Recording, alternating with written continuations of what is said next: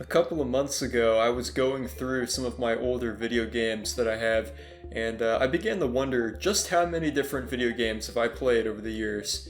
Well, I actually went and I counted up every single video game that I've ever played, and it turns out I've played a little over 530 different video games. Yeah, I know I have a problem, it's true, but once I created this list, it made me realize I could probably do something interesting with all of this data that I have. Data mining and deep learning are two things that I knew very little about before starting this project because I mostly write C++ code. I'm not a data scientist guy. So I decided to use this as an opportunity to learn how they worked and try my hand at training a neural network. And I came up with this. This is Deep Game Inference, that's what I'm calling it. It's a Python program which uses PyTorch, and you can use this to make predictions based on game data. So as input, you can provide a list of games, and for each game you can say how much you liked it on a range of 0 to 10, and then training a neural network on that data, you can figure out what's the relationship between different properties of a game and how do those properties correspond to that likability number, the number from 0 to 10. So how does like the genre, the Metacritic, the ESRB rating, what's the equation that maps those things to the likability score? That's the whole purpose of training a neural network on this.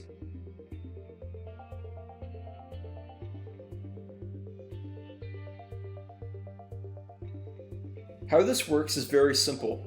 I have this CSV file here of game names, so it's every single game I've ever played. Each one is mapped to a game series, so the series the game belongs to, and then a score from 0 to 10, which represents how much I enjoyed playing it. And I feed this file into a Python script, which goes online and gets more attributes for each game, like the ESRB rating, the year it came out, stuff like that. The data comes from two different websites, one called ROG and the other called How Long to Beat. So all it's doing is going to these sites, pulling down more information, and then it outputs it into a JSON file, which has all the information now.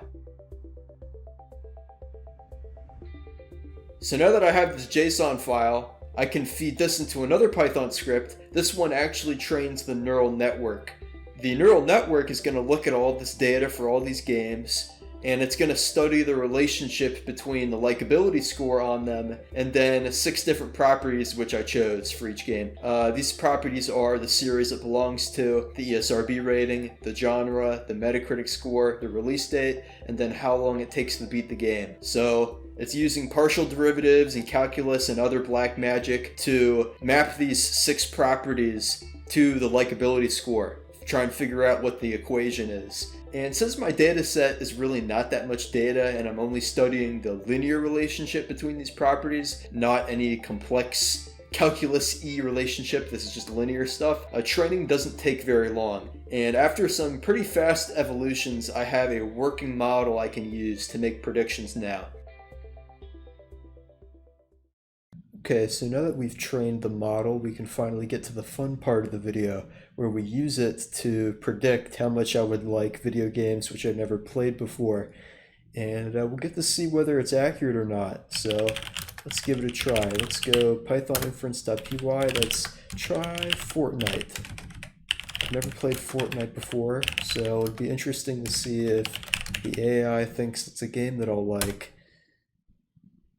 Oh wow, that's higher than I thought it would be. So the way that script worked is it looked at the name Fortnite, it went on those 2 websites, ROG and then How Long to Beat, and it pulled down the 6 categories that I care about for a video game, and it input those 6 properties into the equation, and then it outputted that value, 8.4629. So that's on a scale of 0 to 10, how much the AI thinks I would enjoy Fortnite if I were to play it. And honestly, I'm a little skeptical. I'm honestly kind of surprised that it's so high, because I think for shooter games on my in my games.csv file, I typically rank shooter games lower. So I find that score very interesting.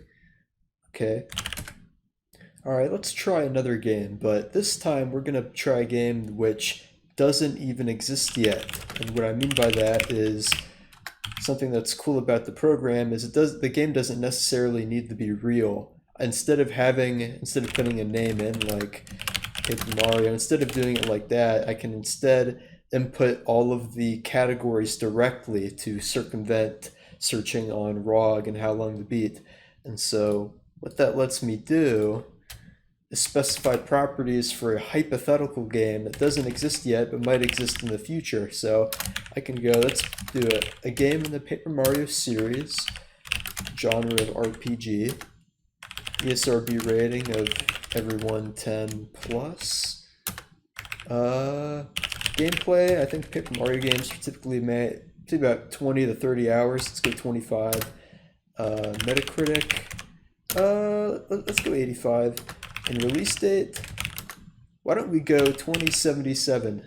Why don't we see what the AI would think about a Paper Mario game released 2077? Let's see.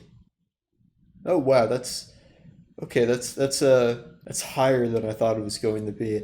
If I go, let's just see. Let's do 2025. I want to see what that is. Okay, so it thinks that Paper Mario games are going to gradually get better over time. Now, I think that actually is consistent with the data it was trained on, so it must have noticed the pattern in there where I give the first three Paper Mario games really high scores.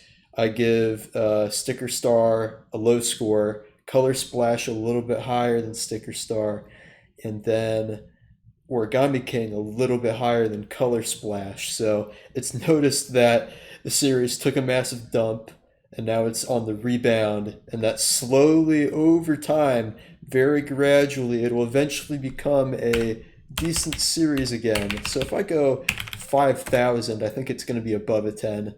Yeah, at that point it'll be a 25. A 25 out of a 0 to 10 ranking. Yeah, that's all very interesting. That's very interesting. How about a Paper Mario game released 1,000 years ago? Oh, I guess those weren't too great. That was before they had the technology to really get the mechanics right, you know? Can we go to the time of Jesus? Oh, geez, Paper Mario games were really bad back then.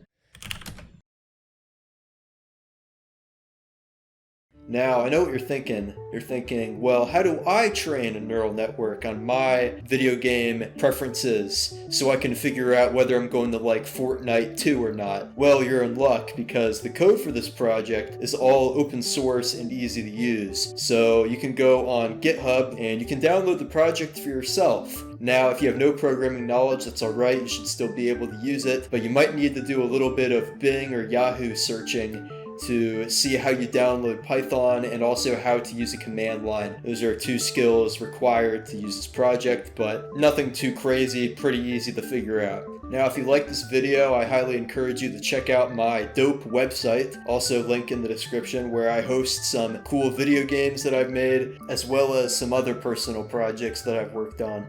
But anyway, thanks for watching the video. Hope you have a nice rest of your day, and God bless.